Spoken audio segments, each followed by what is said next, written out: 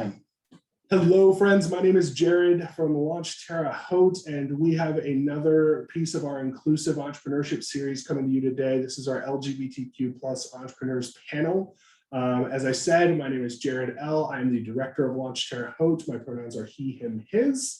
And I am going to pass it off to our panelists now. They're going to introduce themselves, talk about their business, and then we will chat about the LGBTQ plus experience in the Wabash Valley. So Ron, you want to start us off? My name is Ron Hodge. My pronouns are he, him. I am a financial advisor. My most of my day is spent helping teachers in the school corporation and service employees in the city and the county. And then my family started Rumi Gifting earlier this year. That's what we're probably most publicly known as, that adventure that we took off on this year. Awesome. Yes. Well, my name is Neil, only one name. I own a, because you only need one name. I own a salon called Medusas, which just celebrated 26 years of business on Saturday. I've been a hairdresser in this town for 31 years and a gay rights activist, and I'm old. And that's why I use those terms. I've been doing hair for, again, 31 years and been active in several different LGBTQ plus organizations over the years, the AIDS Task Force, AIDS Walks, done several different things over the years, trying to bring light to the community. Beautiful. My name is Gretchen. I own Tolly's Bar and Grill and 25th Street Tavern.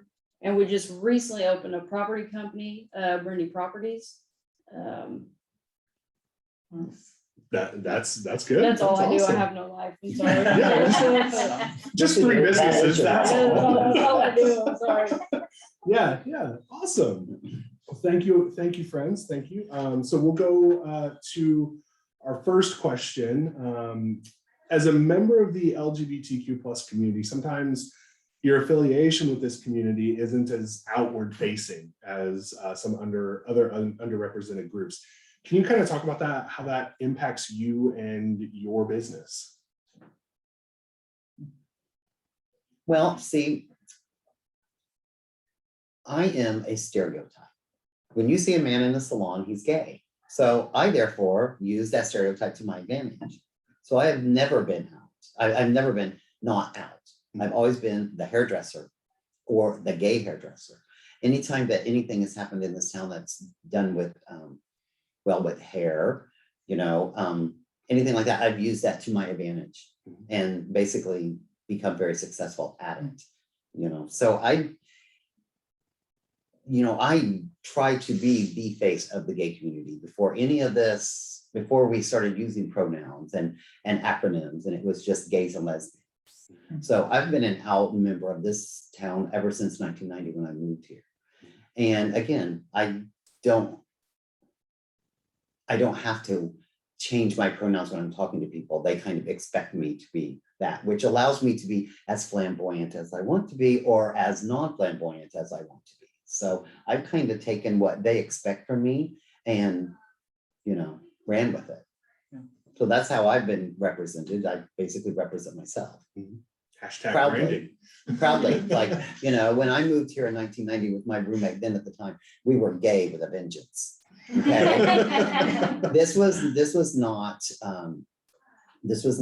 before Ellen, before anything, when people, I would say, still looked at you sideways when you walk down the street, but they still do that. They just don't do it quite as obvious sometimes. Yeah. I think my experience has really, the last year with Rumi has really highlighted what you're saying, because with Rumi as a family, we were able to be very forward with who we were, and we're starting this as a family, me, my husband and our kids, and most people that came to us for business knew our background story. It was very branded that way.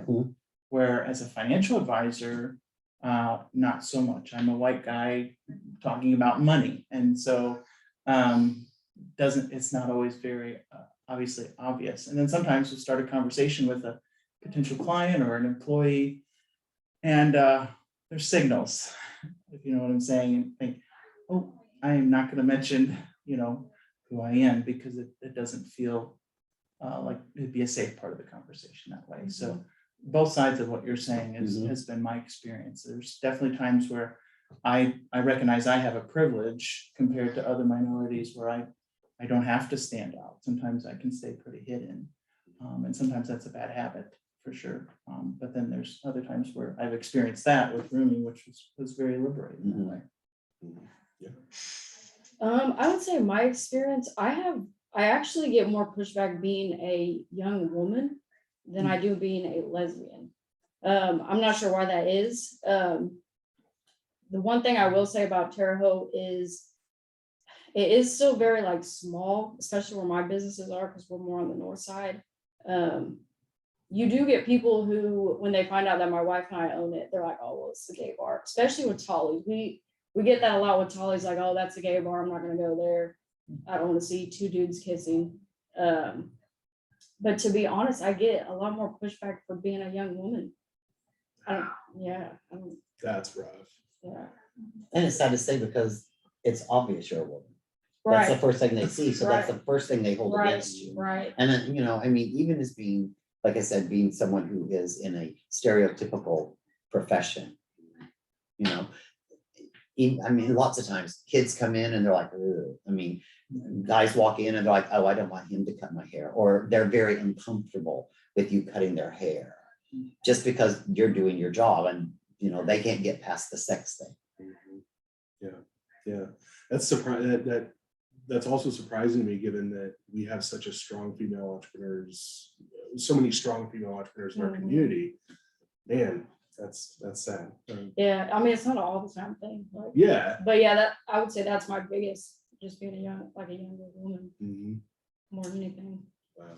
I wonder how much of that is being young too, right? I mean, young entrepreneurs are not always trusted as well as seasoned entrepreneurs, right? Yeah, especially in the bar world, there's a lot of I don't want to say older people, but there's not really any young bar owners. Sure. So. Do you ever get that? Do you have that good experience though? Where they're like, I want to speak to your manager. And then you're like, I am the manager. Oh yeah. Yeah, it happens. Sometimes, I mean, not all the time. And they say, no, really. And you're like, no, really. No, really. No, really. That's my name on the lease. Yeah, you'd be surprised because I bought all the businesses that I own by myself. I mean, obviously financed through the bank, but I've bought them. And some people will be like, oh, who's your dad? I'm just like, my dad. It's so weird. First Financial Bank. Yeah. Yes. Who's your dad? First Financial Bank. Who's your dad? Yeah. Terre Haute Savings Bank. Okay. I love it. Well, okay, so let's move on to number 3 here. Can you talk to us about a time where you were treated differently because of your sexuality or perceived sexuality within your business or without your business? The biggest, which I'm in the bar world, so people are getting drunk. So the biggest, when people are getting kicked out or cut off, they're back, oh, you done lesbian or what else? Can I cuss? Sorry, I'm a bar owner, so You can say what you want, and then Katie can cut it I out. got you. Or I mean, YouTube lets us bleep. sorry. We had those like, oh, you done lesbian, or just anytime where they'll see I don't know, just weird stuff. Just they want to watch me and my wife. It's just weird. Again, people can't get past the sex thing. Yeah, They really can't get past the sex thing. Before I moved to Terre Haute, and I lived in Paris, Illinois, which is 9,000 people or less, very small town with very small mind. I hope a lot of you people are watching this. But I recall, I mean, and this is back then, it goes to, when it comes to the gay community, people cannot get over the sex thing, and people coming up so, and they would just blatantly ask you about your sex life. Who's the top, who's the bottom? I'm like, do you and your husband do it missionary style? Because that's what you're basically asking me. You're asking really rude, invasive, personal questions that I will answer to your face to make you uncomfortable, to make you realize exactly that's what it is. So, I mean, do you still get, times like this happens all the time? It happens a lot. I mean, I've been in business now for a long time, and I've been interviewed on television and the newspaper and magazines and, you know, walking down the street. But I mean, you know, I came back from, like my partner had to have surgery and had to have a procedure, and I came back after work and my window was smashed in at my salon. You know, just smashed in. And someone said, did they steal anything? I'm like, no, they smashed the window. If you're gonna steal anything, you smash the door and go in and do this. I mean, I've watched enough TV shows to know that. You know, nothing was taken. It was just vandalism. Now, was it random? Was it purposefully? I don't know. It was in June. Maybe they got sick and see of all the rainbow flags running around, and they're just like, but who knows? But it's still that thing. I mean, there are times when you're like, you know, I'm 50-some-year-old, 55 today, 55-year-old gay man, and I'm happily in a relationship, and I'm walking down Ohio Boulevard with my dogs, and someone drives past and goes, bad. That happens. That happens regularly, and people get, oh, I'm so sorry that happened to you. I'm like, please do not apologize for something you didn't do. But what you should do is say something when you see it happen. Don't apologize to me. Stand up. Grow a spine. Go to Walmart and buy one. They sell everything there. You know? Especially now during Halloween. So I'm sure yes, there's I lots of mean, spines. exactly. So if you're like, how are you treated differently? A lot. I mean, I can walk into, and I always find it interesting if I walk into some place and the person there that's waiting on you, you know, you can tell that they're uncomfortable and that they really would rather not wait on you. And then one of their coworkers knows you. And then they're kind of like, oh, and you're like, oh, you know, I always enjoy that. You know, I definitely recall many times of those perceived, you can tell that they feel.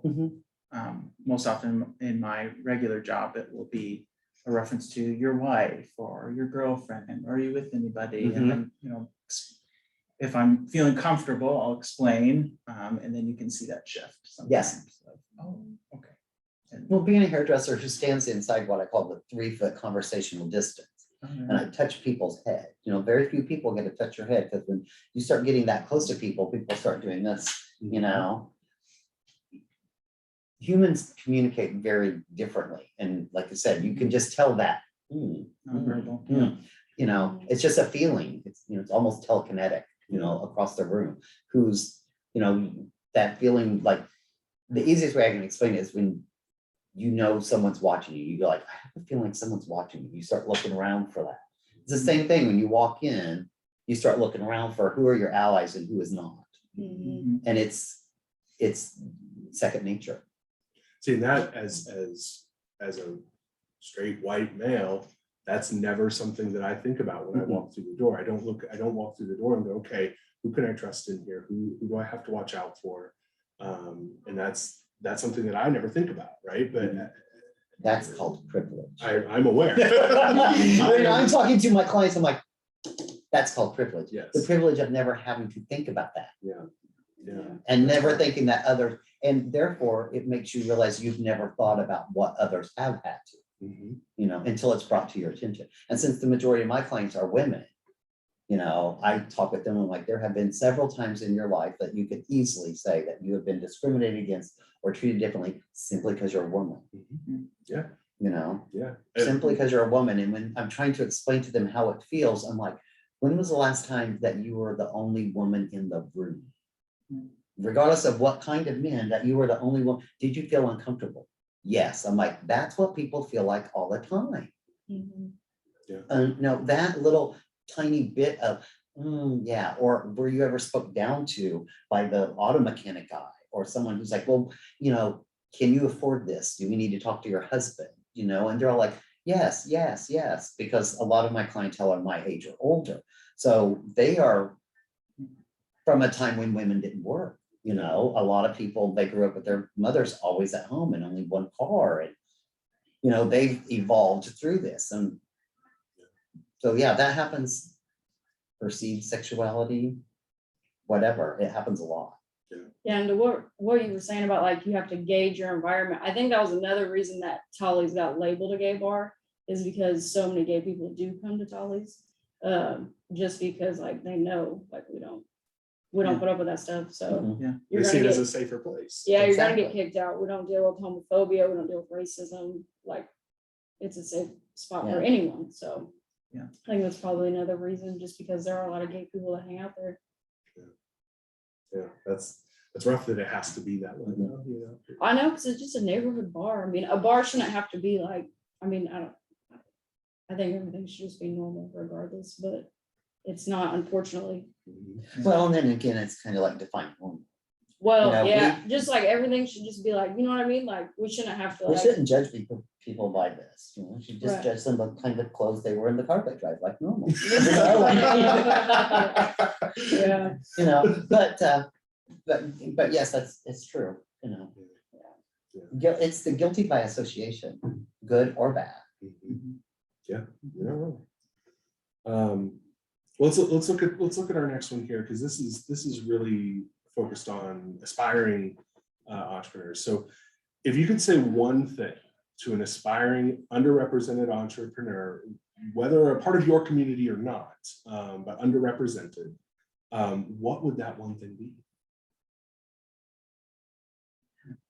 just to do it. Don't listen to anybody about what if they tell you no or yes. Most people are just projecting how their own fears onto you. So if you believe in something and you want to do something, definitely just do it. Especially if you have a plan and you have the drive. Just do it. You can do anything you say your mind to as long as you work hard. People projecting their fears onto you. That's Yeah, for sure. That happens all the time. Yeah. Mhm. and I'll just take a second to plug Launch, because this is a great space for that. We are a community of entrepreneurs and problem solvers and creatives. And when someone comes in here with an idea, that's the very last thing that we say is no. Sometimes we end up getting to a point where maybe that entrepreneur isn't ready yet, right? They as a person need to work on some things first, but never shooting down the idea, you know, and jumping into it full force. Because, and you're right, some people will push their own fears onto you, especially people that aren't entrepreneurs, right? Because the people that are entrepreneurs are like, yeah, we did it, we got through it, and here's how you can do it too, just like you Yes. said. Yes. Well, marketing 101 is branding yourself. Sure. So anyone who's new and young and stuff of that nature, as someone who has been in business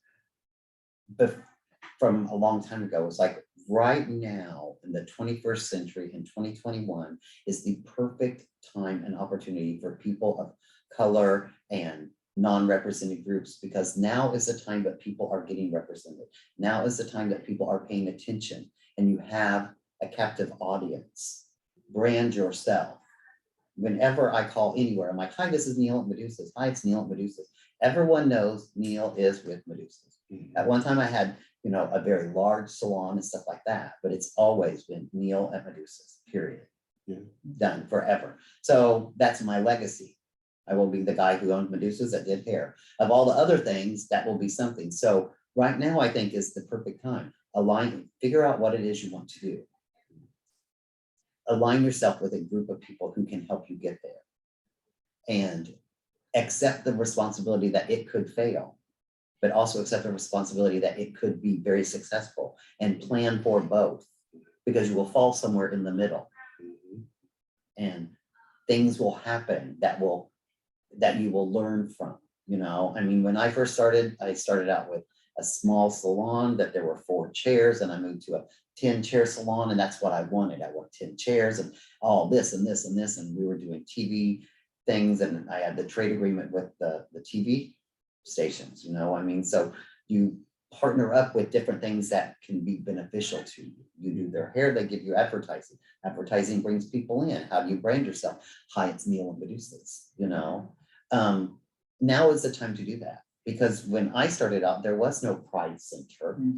There was a lot more negativity. But again, I took the stereotype of I can be the gay guy doing hair, and again, you guys even giggle with that. See, I take it and you run with it. And right now you have things like Launch and the Pride Center and panel discussions and pride parades and drag queen bingo and kids watching drag races and TikTok, and you have so many opportunities. So my thing is like, go for it, go forth with purpose and do it now. You mentioned earlier you were Neil, just one name, but I think it's Neil, actually 3 names, Neil at Medusa, Yeah. right? Okay. Yeah. I'd jump onto both of those and just like, agree with both of you, just do it.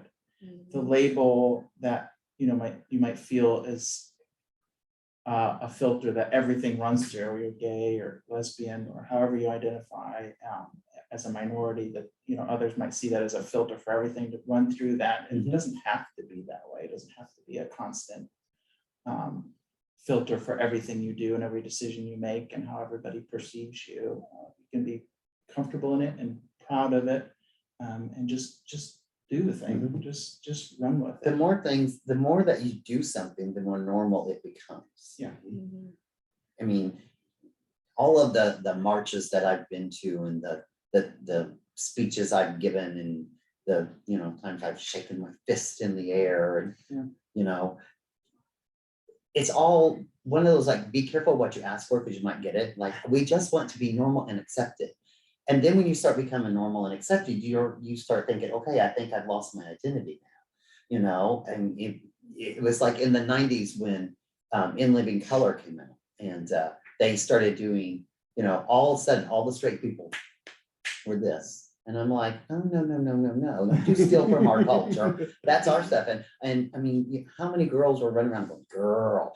I'm like, stop. But again, this is what happens when you want to be accepted as norm, which means your culture, your community becomes normalized. And that is kind of hard to swallow when you're still like used to being guarded and uncomfortable and closeted to some extent, Sure. You just, people would say, before coming out, they were like, oh, so where'd you go? Oh, we went out. Where? To a ball. And oh, we danced with some friends, and then you're like, and then there was this guy, there were just things that you would do differently. But now it's still hard. It's still hard. I mean, I could walk out this door right now and I could still have someone type like that, Sure. Well, but it's not as hard as it used to. So Yeah. take advantage of all the stuff that people have done in the past. Take to where you're advantage of at the now. work that's coming. Exactly. forward. And if people think that you're a gay bar, you're like, and the best one, you should come in. We have great drinks. And move on and normalize it, like, oh, you're that, you're like, yeah, man. So Yeah. come on in. That's we pretty do much this. that's pretty much our attitude now. We're just like, Normalize it, whatever. They tip the best anyways. Well, we tip the best, I should say. Mhm. But yeah. Alex was walking with our youngest, who's sitting out here, and I don't know why, because talking to the outward facing kind of thing, why these guys would have seen them and thought it, but they drove by and yelled faggot out the window. And so our youngest, of course, I think he was 6 at the time, 6 or 7. It was very much a kind of eye-opening thing for him to just have that yelled at him and, Yes. and his stepdad. And but to your point, it was two-sided. There was a side of it that felt kind of questioning of why would that happen? Why would they see them and think that, and then want to hide from that? But then there was a side of, this is our chance to talk to our son about some of the things that have been done before and why it is so much better now. And yes, there's people like that, but not in the majority. It doesn't feel anymore. And if you want to do what you want to do it, because there's not enough of them to hold you back. Anyways, because we see the proof through people like you and people that are starting businesses around town. It's not something that's going to hold you back, even if there are people that feel that way still. So there's two sides of it for sure. Yeah, definitely don't let it hold you back. Just make sure that you're ready to work, because there's a lot of stuff on the internet of just like what people think are entrepreneurs, and a lot of it is not real. You're not going to be sitting on the beach all day. That's not real. No. So make sure you're ready to work. Like, that's all I can say. I have so many people that want to start businesses and I'm like, they think, oh, I'm gonna buy a business and then I can relax. It's like, no, when you buy a business, that's when the work begins. Like, Exactly. you get phone calls all the time. Like, I mean, it never stops. Stupid, inconvenient phone calls. Yeah, it's not like when you work a regular job and you be off work and you don't have to worry about anything, you shut your phone off. No, when you Yeah. start a business, like, make sure you're ready. Especially if you're a Never. service Yeah, yeah. business. Like the three of us are all service industry businesses, you know. I make no money if someone's not sitting in my chair, or if someone's sitting there drinking or, Mhm. you know, needing financial advice. There, you provide a service, you know. Exactly. That's why we talk about it at launch and the Indiana Small Business Development Center as well. We always ask, you know, that's one of the first steps. Are you really ready to be an entrepreneur? Like, you see the sexy side where, you know, they've made it, you know, and but are you really ready to put in 14, 16, 20-hour days and then get up and do it all over again the next day? And make less money than you did at your last job Exactly. for at least a year and a half. Exactly. And that's where some say, I've got a great idea, but I don't want to do that. You know, I don't want to work that hard. And that's okay, right? That's okay too. Not everyone can be an entrepreneur, right? And that's okay. We were humbled by that with Rumi, which was so fun, but we had to finally close that last month for that reason. The time, you underestimate how much time it's gonna take, and that you're getting calls or emails at 9:30 at night and you're trying to put the kids in bed, but then those people can be demanding and expectations are high. And so, yeah, definitely take into consideration it's gonna be a lot of work. I mean, 3 months after I first started our business and we thought we knew what we were doing. And then the accountant's like, oh, look, you didn't pay this, this, and this. So we had to write all this money out. Now we have the money there to do it. And then of course my partner had to come and say, okay, look. And I'm like, she goes, but we have the money to do it. I'm like, okay. And then things happen and you learn lessons. And I've always said, the word successful has the word sucks right in there. Because sometimes it sucks to be successful, which means you have to give up of your time and your energy but in order to be successful, that's what it's going to take until, you know, like all of the stylists that I've trained, which is I think 35, I counted. You have to be available for your customers and you have to make accommodations for your customers until your base clientele is built. Then your clients will start making accommodations for you. So if they need you to work on the weekends, you work all the weekends until you get built up. And then you start saying, okay, I'm not going to do this time. You're going to have to accommodate my schedule, son. But that's one of the things I find a lot of people don't. They think we're going to go and everyone's going to accommodate me. And that's Not always the true. sucks part of the successful part. Yeah, for sure. This is not in here, but we've got a couple minutes, so I want to ask this anyway. Do you feel, it sounds like the way this conversation is going, you feel like the tide is shifting a little bit in favor of more underrepresented, maybe the LGBTQ plus community, but in general, more in favor of underrepresented populations and communities? Do you feel like it's shifting that way, or is it still really not shifting that way? I can only speak to my personal experience, and mine's a little bit more abrupt because up until I didn't come out until I was 32, and up until that point I was just raised in a pretty conservative household, and then entered a religious ministry as a pastor. And so my perception at the time when I finally came out and admitted things and was honest was that everyone around me hated me. So it felt like completely overwhelming. And I really did lose my whole community at the time for obvious reasons. And so from there until now, you know, a little over 5 years later, it's just totally different. So it feels huge, like a huge wave, but my perception is pretty limited because, you know, obviously folks like you, Neil, this has been years and years and years. And for me, it's pretty short timeline and pretty drastic. I've lost business. I've definitely lost accounts when people have found out that I'm gay one way or another. Accounts have been moved. But the vast majority, it just has not been that way. And I don't know if that's just because the the haters avoid you anyways, and then there's plenty of business over here. But I haven't had a feeling of the here and now for me to be viable as a business that the hate's so strong that I can't, push through it and make it happen for sure. Sure.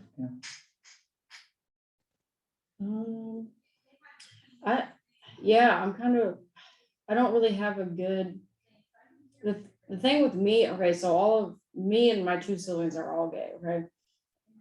My sister's a lesbian, but she's like what people would call the typical, like she has short hair, so she's very easy to spot out. My brother, he's gay, easy to spot out. I think with me, sometimes people don't know.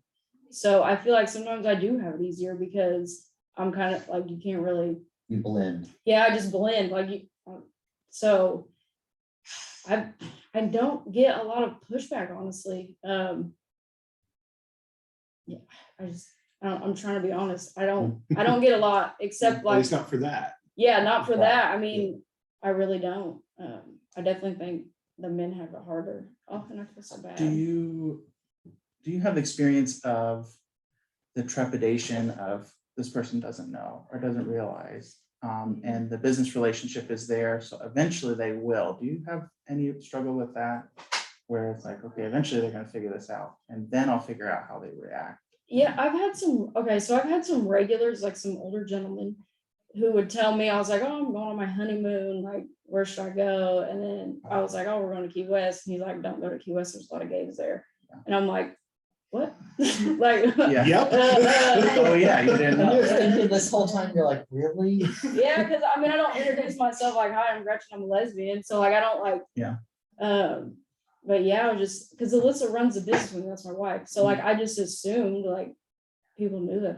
Pick up on I it. Yeah. just assumed he knew that was my girlfriend, but no, he had no idea. So I mean, I could have privilege in that way, that like you said, I'm kind of like blended, like Mhm.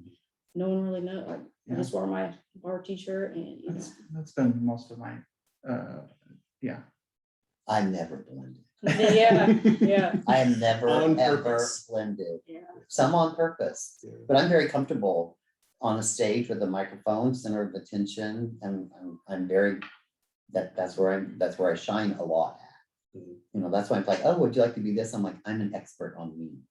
I know all about me and I can talk about me for a long time. But like with the question you asked, is the tide turning? Yes, the tide is turning.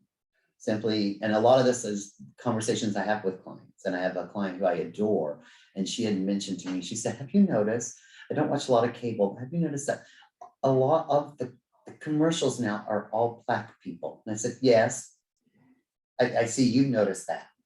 And she's like, I have. Now, why is that? And I said, it's their turn. This is called white privilege. Everything has been sold to you by you. I said, what do you think? Just all of these people who have watched commercials, never having anything or anyone who looked like them selling them products. I said, you start seeing models in different sizes. Not everyone tries to look like Kate Moss in the 90s and a heroin addict and the supermodels. Now you have plus size girls, and they don't even call them plus size, they're just size. There's no plus size anymore. They're just in with the regular stuff. And you see disabled people, and you see Down syndrome people, and you see interracial couples. Oh my God, do you guys remember 1 Million Moms and the whole commercial with the Cheerios and the interracial commercial, which was the cutest thing ever. And they just threw their arms up, going crazy. And it turned out there's only one person that runs that website, which is stupid. But back to my thing was, she was noticing, and I said, think about it. You would have this all white cast with your token Black person and then your token gay person. They were always stereotyped. I said, and then when you start seeing commercials, I said, I can't tell you which commercial it was, but if I'm watching a commercial and there's a quick little glimpse of a same-sex couple, I pay attention. Like, oh, did you see that? Oh, the next time it comes out, watch. Look at this. Because that spoke to me. And I'm a white man. I'm like, what people advertise to, But when I see gay people and you start seeing this, notice this, yes, the tide is changing because it's becoming normalized. It's becoming normalized, which is hard because straight white America does not like that. Everything else is becoming normalized. Only thing people in power fear losing is power. And no one likes to be the majority and suddenly become the minority, which is what's happening. You know, your straight white nuclear family is, you know, being blown up basically because they're like, this was kind of a lie anyway. And no one wants to admit or realize that what they were fed was, you know, whitewashed. Yeah, coming from that, like that straight white nuclear family, for me in particular, I understand, I empathize with what you're talking about, definitely. I wish we could help others understand that it's not a pie, right? It's not like when you get more recognition, I lose recognition, right? That's not how it goes. Like, my family is not really impacted by you getting more recognition. I'm okay, like I'm happy about that. Yes. Right? Like the fact that there's a gay couple on a commercial doesn't, you know, that's okay. That's awesome to me. I think it's great, but I understand, I empathize with a lot of families out there that are worried about that, where they're like, I'm no longer the focus. I no longer, they're not selling just to me anymore. What does that mean for my family? And what does that mean for me? I empathize with that, but I also want to stress that it is not a pie. It's not, there's enough to go around. It's okay. Yeah. It's the woke society. People are, you know, it takes a while for certain groups of people to wake up in the morning. Yeah. You know, some Yeah. people just don't jump up out of bed. Some people need to keep hitting the snooze button. White America needs to quit hitting the snooze button and get up out of bed. Okay, I feel really called out because I hit the snooze button like 6 times. So that hurt a little bit right here. That's okay though. We will move on to our last question. What else should the business community understand about the LGBTQ plus small business community here in the Wabash Valley in particular? I don't want to keep saying that word normal. I don't want to say the word normal, but like, I mean, we're just people, like, we're just entrepreneurs like everybody else. Yeah, I totally connect with that. We don't Yeah. want to, we want to be proud in who we are. At the same time, we don't want it to be a label or a filter, to use that word, that everything's run through. So here's a financial advisor, he gives advice, from like, but he's also gay, you know, it really shouldn't filter what we're doing. There shouldn't be a difference between straight financial advice and gay financial advice. It's financial advice, right? It's a bar, it's hairdressing, right? It's well, and sometimes with the gay community, and it drives me a little bit nuts, is it's like we're supposed to all think the same, like we're all supposed to have the same opinions, like and that it's not real. Like we're all different as well. Like Exactly. we're not like, oh, we're all gay, we all think the same. Like Yeah. so. Yeah, I definitely don't like to be put in a bubble. Like I'm just a person. I don't like to be labeled by my sexuality just because, like you said, especially with gay people, it's so hyper focused on the sex part, and I just don't like that. So yeah, we definitely don't all think the same, and we're just people. demographics are not psychographics. Right. The marketing person in me is like, yep, those are very separate things. Yeah. Yeah. You know, don't broad brush us. And then for most of us, I think there's, you know, little battles going on inside sometimes still. And even if we appear very comfortable in who we are, you know, there's definitely days where we're like, I don't want anybody to ask or to mention my wife or to make reference that I have to clarify, or for someone to come to the realization when I'm sitting in front of them and watch that battle go on in their mind. I don't feel like doing that today. And so sometimes doing what we do because we're gay does take a little bit more energy on a daily basis than someone who might be, you know, straight white individual. So keeping that in mind. So as we talk as a community, maybe changing some of that language that we use, talking about, instead of, you don't want to hear about people asking about your wife, well, why don't we just talk about our partners? Yeah. Right. I mean, it's a little bit more basic, and that makes it easier. I can talk about my partner, you can talk about your partner. That's a little bit more normalizing for all of us a little bit. So that can help. Yeah, yes. I'm trying not to monopolize, because like I said, I could talk a No, lot. that's okay. That's okay. And I have a lot to say. I have too much to say sometimes. But you know, what can the business community do to understand is, you know, read a book, ask a question. Like, grow a pair and walk up to someone and say, I would like to ask you what it's like as this. Watch this panel, go to YouTube and watch what people say, you know, it's kind of like, and I don't know, show a little empathy and try to look at it actually from their point of view, or at least stop and try to acknowledge what their point of view is. You know, and categories and labels are there for a reason. That's how our brains process things, you know. So if you know that type of person, what can you say to get the best out of it, and not just. One of my favorite sayings is, if you can't think outside of the box, then get a bigger box. Okay, so a lot of these business people need to let us inside the box or get inside of our box per se, get a bigger box, become more comfortable in uncomfortable situations, because then it becomes normal, and people are like, like, yeah, whatever, kind of like now. I mean, again, with the words partner and stuff like that, it doesn't have the same connotation as husband and wife and spouse, it's what we fought for and stuff of that nature. It's like the right to be legally married, it's just, it's not gay marriage, it's marriage. Yeah. And for the record, it's not a man bun, because you don't call it a lady bun, it's a bun.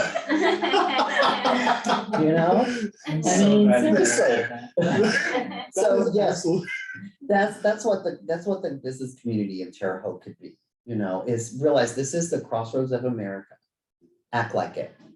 Get some Okay. diversity and get some exposure. And so many people that I've known over the years are like, there's no culture here. I'm like, yes, there is. We just start with There is culture here. It may not be laying on the surface, or it may not be right down the street, but there is a lot of culture in this. And I think another thing that I get really upset with in this town is the for Terre Haute. Well, that's not bad for Terre Haute. Well, that's something nice for Terre Haute. Stop that for Terre Haute. That makes it a negative. It's like when people say, oh, you look really good for your age. No, at my age, not for your age, because then you just wiped out, everything. You just added a negative to it. Or So when you people just say, look really good. right, exactly. So, in businesses, oh, well, that's not bad for Terre Haute. I'm very proud of Terre Haute. I've lived here for a long time. I still choose to live here, regardless. Everyone here, I would assume, is here by choice. No one's holding a gun to you, or, you can't leave the state, or, or because you're wanted somewhere else or something of that nature. I mean, It's actually the only state I'm not wanted be in. So. proud of your city. Be proud of what is going on. Help others out. Be, go forth with purpose. I love that. I like that. Increase your exposure, your diversity. Maybe that helps with that. Instead of trying to force everybody to change your language, if I was asked about my wife and I had to correct, and the reaction wasn't so uncomfortable, then it wouldn't be that big of a deal. So nothing wrong with asking about my wife. I have always found Don't that react making in- people laugh. You're like, oh, I don't have a wife, I have a husband. It's okay, you can call him a wife. I do sometimes. And then they laugh and they're like, oh, Yes. okay. It kind of takes the edge off of that. Yeah. Bridges the gap there. Yeah. Like, I don't have a wife, I have a husband. And then they feel as if they, like, oh, you judged me. You think I'm something I'm not. I didn't know, because, you could pass. Yeah. Yeah, for sure. Well, I do want to give a quick shout out to the Pride Center of Terre Haute, and thank you for helping us put this together. Tali's Medusas, I'm sorry, Neil, and Ron at Rumi. I really appreciate you all for coming out and doing this for us. This will be up on YouTube. We will share it out through Launch's social media platforms as well. And again, I want to thank all of you for coming out, and the Pride Center for helping us set this up. We do really appreciate it, and can't wait to partner on future things. So thank you. Appreciate it very much. Thank you for having us. Yeah, thank you. Bye.